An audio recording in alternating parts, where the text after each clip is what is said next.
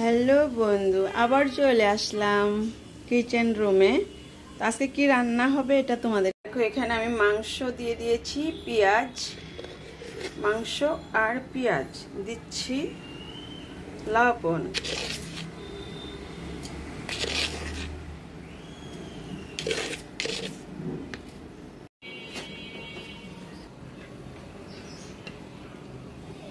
দিয়ে দিব হলুদের গুঁড়া,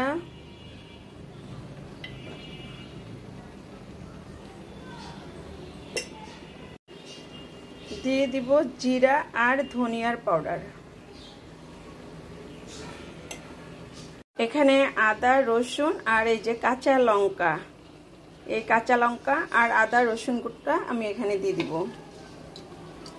স্বাদ মতন। যার যার ভালো লাগে যেভাবে ওভাবেই রান্না করো। আর আমার ভালো লাগে, আমি আজকে এটার সাথে আলু আর পাতাকপি অ্যাড করব, ঠিক আছে। তো জালটা একটু বাড়িয়ে দিলাম। দিয়ে দিব এখানে সয়াবিন তেল স্বাদ মতন, আমি যতটুকু খাই। এই যে এখন আমি এটাকে সুন্দর করে কষিয়ে নিব। আমি কিন্তু আগে পেঁয়াজ দিয়ে দিয়েছিলাম, আগে পেঁয়াজ দিয়ে দিয়েছিলাম, তোমাদেরকে বলি নাই, পেঁয়াজটাও দিয়ে দিয়েছিলাম। এখানে আমি কিন্তু আরও কিছু অ্যাড করব। তো কেমন হবে বন্ধুরা আমার মাংস? এটা গরুর মাংস, সাথে আমি আলু দিব। আর আমি বাজার থেকে পাতাকপি কিনে নিয়ে আসছিলাম, পাতাকপিটাও দিব এখানে।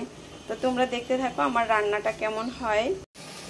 এখন এই যে দেখেন, এখানে আমি আলু অ্যাড করলাম। এই আলু অ্যাড করে তারপরে মনে করেন আবার এই যে নতুন করে আমি কষিয়ে নিচ্ছি সুন্দর করে। এটা আলু দিয়ে সুন্দর করে কষিয়ে নিচ্ছি। আলুটা অ্যাড করার সময় আলু দিচ্ছি, কিন্তু আপনাদেরকে দেখাইতে পারি নাই। তো এই যে দেখেন, এই আলু দিয়ে আমি লেড়ে চেড়ে সুন্দর করে লেড়ে চেড়ে নিচ্ছি। আর আসলে ঘরের বাচ্চারা আলু বেশি পছন্দ করে, আলুটা খুব খায়। আর আমার বাচ্চারা আলু ছাড়া কিছুই খায় না। তো এখন নতুন করে পাতাকপি অ্যাড করব এটার সাথে, একটু কষিয়ে সুন্দর করে একটু কষিয়ে নেই তারপরে। তো দেখতে থাকেন সবাই আর কি হয়। আলু দেওয়ার পরে আমার মাংসটা কষিয়ে নেওয়ার পরে এরকম হলো। আর এখন আমি এখানে অ্যাড করে দিব, তোমরা দেখতে থাকো। আমি এখানে অ্যাড করে দিব, এই যে আমার মোবাইলটা লড়াচড়া হচ্ছে খুব। এই যে বাঁধাকপিটা এটা এখানে দিয়ে দিলাম। তো বাঁধাকপিটা যখন দিয়ে দিব, এটা অনেকক্ষণ এটাকে কষিয়ে নিতে হবে। কষিয়ে নিলে তারপরে এটা খেতে অনেক টেস্ট হবে। আর আমার ছেলের এটা খাওয়ার ইচ্ছা ছিল খুব, তো এভাবে রান্না করছি। আমরাও ইন্ডিয়ান দিদিদেরকে দেখি অনেক সুন্দর সুন্দর রেসিপি করে, তারা অনেক সুন্দর সুন্দর রান্না রাঁধে। আমরাও পারি না ওরকম, বেশি কম পারি, তারপরেও পারি আর যতটুকু পারি। তো সবাই এভাবে দেওয়ার চেষ্টা করছি, তোমরাও এভাবে রান্না করে খেয়ে দেখো কত মজা।